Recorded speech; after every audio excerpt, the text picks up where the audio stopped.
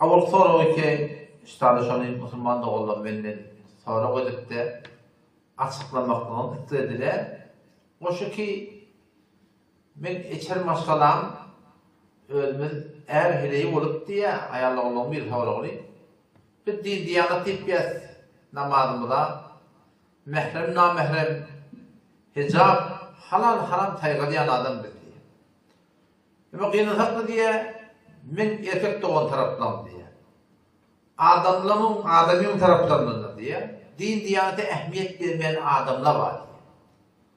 Ama ortada men galıgıl diye. İkimiz de şeydi diye. Sele-i Rahmet taraftan benim boyumda, şeriat boyunca de Sele-i Rahmet etmeli, katlaşıp durmalı, başıp durmalı. Bu taraftan da oğlumun şoklumu şolarına katlaşta da adette loğması da orada. Bak imede vurulma. Baştan ayak loğmalının haram adamları var.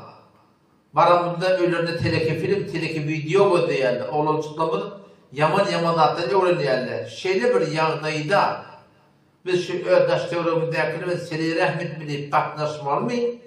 Ya yok, sporun din diyanatı durmayan adamla bilen aramını kesmelim diye soruyorlar. Tıkkıyla Müslüman doğullum. Bütün Müslümançılıkta baştaki Müslüman doğullumuz onun için yakın kardeşliğim var ya, Sele-i Rahmet var ya, ona hakkı artırmaz var ya, baştaki Müslüman doğullumuzda. Onun için din diyanatı doğurduran akla, namazda doğurduran akla, loğmasını inleyen akla, mehrem namehrem kim, teleki film göderip du, buna adamla bilen oturuşup katlaşmaklık asıl doğru değil. Gören yönünde selamun aleyküm, ve aleykümselam. Bir yıl olsa kömekleş, meriz olsa sormana var. Yası olsa kömekleşmeyene var. Şaparım, toy tutsa şeyi otobara olacak, otobara balık görüm, kayıtmana. Şimdi vakti ki görüyorlar, şaparım din diyanı ters mi? Ola veren akkazanla vakkazan olup katlaşıp, oturuşup durmakta Müslüman da olalım. Bir katı yanlış yani. Sele-i Rahmet öyle caima, Huday Tebarek Utala Kur'an'da ene tamıdan üf diyemedip dedi. وَلَا تَقُلْ لَهُمَا üf diye yani. Yani narahat bulup yani her neyse bir ene tamıdan narahat edip şuna hakkımı yok. Yani onda da ene tamıdan eğer Allah Teala'nın ayetinde ters bir de hükmetecek olsa, şeriatı ters edecek olsa Allah Teala ne diye?